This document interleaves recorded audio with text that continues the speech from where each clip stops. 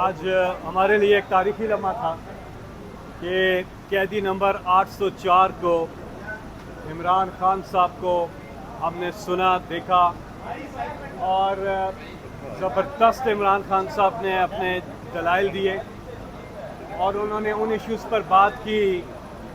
جو عوامی ایشوز ہیں، قومی ایشوز ہیں۔ انہوں نے جب آغاز کیا تو انہوں نے یہ بات کی پہلے کہ جی لائیو سٹریم کے اوپر انہوں نے بات کی کہ لائیو سٹریم جب میں آتا ہوں تو نہیں دکھاتے ورنہ دکھائی جاتی ہے۔ اس پہ انہوں نے اپنا ایک پوائنٹ آف ویو جو ہے معزز عدالت کے سامنے رکھا اور نیب امینڈمنٹس کے حوالے سے انہوں نے کہا کہ مجھے تو فائدہ ہوگا اگر میں یہ امینڈمنٹس یعنی کہ ہونے دوں، لیکن قوم کا نقصان ہے، غریب آدمی کا نقصان ہے۔ اور انہوں نے ایک بات اور بھی کی کہ دیکھنا یہ ہوگا کہ کون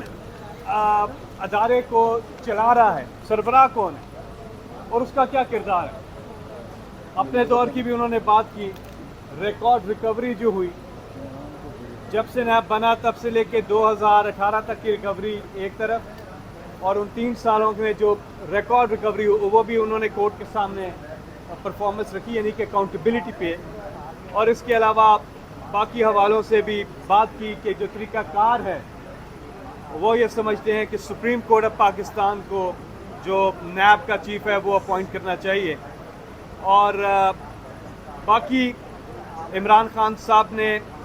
پارلیمنٹری ڈیموکریسی جو کہ یہاں پہ جو ہے انگلینڈ کی ہے، اور وہاں پر انہوں نے بتایا کہ 3 چیزیں ہیں، مورالٹی ہے، moral authority, rule of law اور اکاؤنٹیبلٹی۔ تو کسی بھی دنیا میں جو سب سے بڑا جو نقصان منی لانڈرنگ کے اوپر زیادہ فوکس تھا کہ جو ہماری طرح کے ملک ہوتے ہیں دنیا میں، وہاں پہ سب سے بڑا جو نقصان چیز کرتی ہے کرپشن، اور اس کے اوپر منی لانڈرنگ، یعنی کہ جو پیسہ ان لیگل چینلز کے ذریعے بیرون ملک بھیجا جاتا ہے اور وہاں پہ اربوں روپے کی پراپرٹیز بنائی جاتی ہیں۔ سب سے زیادہ جو نقصان ہو رہا ہے پاکستان کو وہ یہ منی لانڈرنگ ہے۔ اس حوالے سے انہوں نے معزز عدالت کے سامنے بات کی اور باقی تفصیلات آپ کو رپورٹرز نے بھی دی ہوں گی جو کمرہ عدالت میں موجود تھے، لیکن الیکشن کے حوالے سے خاص بات کی کیونکہ ساری چیزیں کنیکٹڈ ہیں۔ مثال کے طور پہ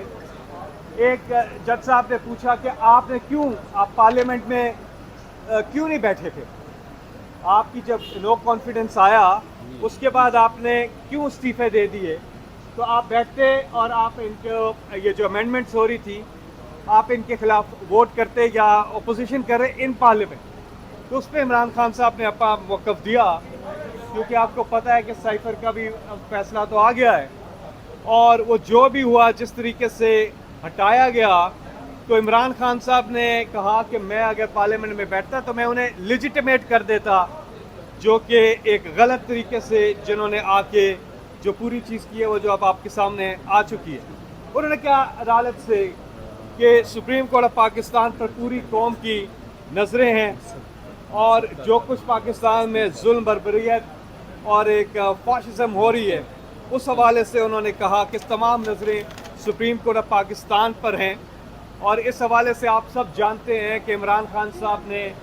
2 پٹیشنز بھی داخل کی ہوئی ہیں، ایک الیکشن کے حوالے سے اور دوسرا جو ہیومن رائٹس وائلیشن ہے اس حوالے سے وہ سپریم کورٹ کے سامنے رکھی ہوئی ہیں، اور ہم امید کرتے ہیں کہ وہ جلد سنی جائیں گے۔ عمران خان خود پیش ہو کر اسی طرح اپنا جو ہے وہ اس پہ بھی موقف جو ہے وہ بیان کریں گے۔ یہاں پہ بات چیت کی اور پارلیمنٹ سے، اور انہوں نے وہاں پر ہم 2 پارلیمنٹیرین موجود تھے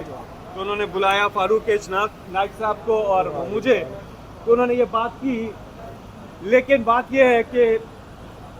یہاں پہ ٹرولی الیکٹڈ ریپرزینٹیٹیوز جو ہیں ان سے بات ہونی چاہیے۔ ٹرولی الیکٹڈ کا مطلب جو فارم 45 کی پارلیمنٹ جس کو عوام نے، قوم نے جس کو ووٹ دیا ہے، اصل وہ ریپرزینٹیٹیوز ہوتے ہیں، عوام کے نمائندے وہ ہوتے ہیں، کیونکہ عوام ان کو منتخب کرتی ہے۔ یہ نہیں ہو سکتا کہ عوام نے ان کو منتخب کیا ہے اور یہ آ جائیں، یا ان کو کیا اور یہ آ جائیں، ایسا نہیں ہوتا۔ تو ٹرولی ڈیموکریسی اسی طرح سے تو کام کرتی ہے، تو یہ ٹھیک بات ہے۔ لیکن جو ٹرولی الیکٹڈ ریپرزینٹیٹیوز ہیں ان کے ساتھ میں آپ کو یہاں پہ ایک مثال بھی دیتا ہوں۔ کیونکہ وہاں کو بات کرنے کا موقع اس طرح سے نہیں ملا، لیکن فیٹف کی لیجسلیشن آپ کو سب کو یاد ہوگی، وہ اینٹی منی لانڈرنگ لیجسلیشن تھی.